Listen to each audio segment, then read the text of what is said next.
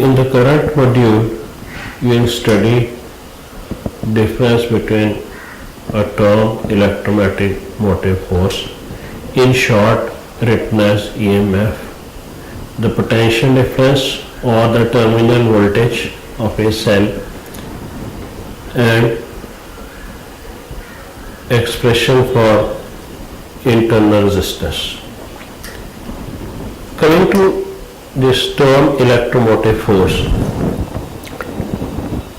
basically it's the potential difference across the terminals of a cell when no current is being drawn from it. You can see here this circuit is an open circuit, the key is open, so no current passes in this circuit. The potential difference which we measure across the terminals of this cell in this condition, when the cell is not in use, when no current is being drawn from it, is maximum and is termed as electromotive force, denoted by capital E. However, when the cell is in use, that is when it is used to supply current in this closed circuit, the potential difference across the terminals of the cell, or the difference in potentials across the terminals of the cell, is denoted by V and is called terminal voltage or potential difference.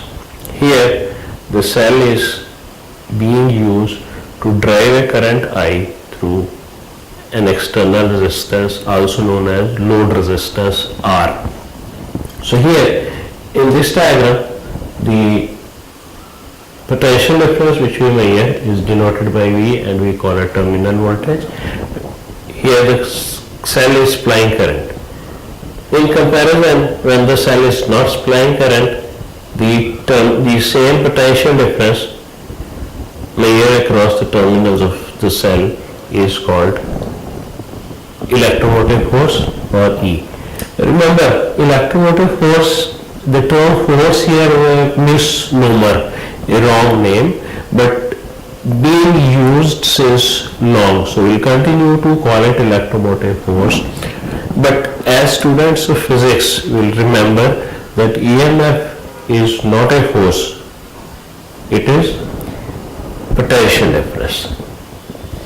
Another important term in a cell is its internal resistance. We know every cell converts chemical energy into electrical energy. The chemical used in the cell is called electrolyte. The resistance offered by the electrolyte of the cell is called internal resistance. It is the resistance offered by the electrolyte of the cell. Now let's proceed to study a relation between EMF E and the potential difference V.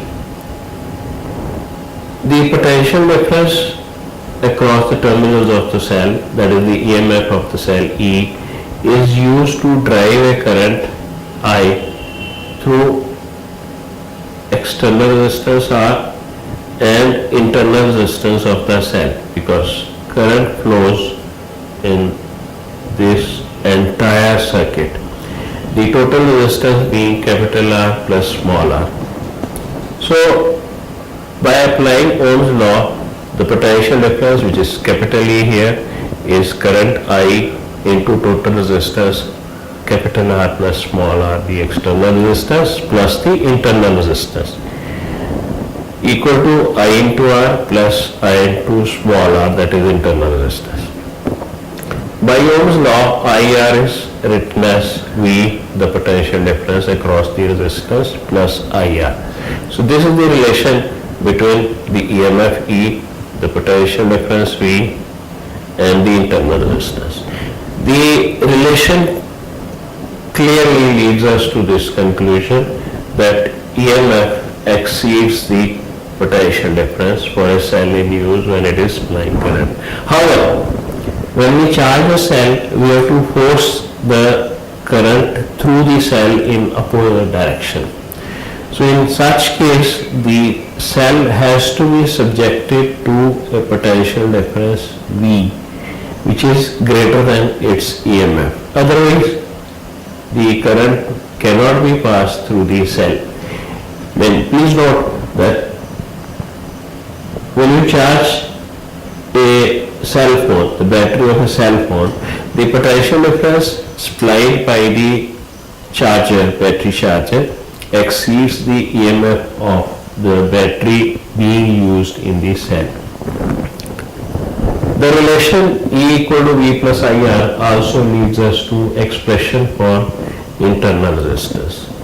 Using this relation, you get R is equal to E minus V over I. I can be written as V over R.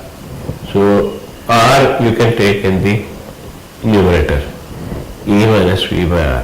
The final relation or expression for internal resistance is R equal to E minus V over R. This is a useful relation and must be remembered. We will be using it in later part of this lesson.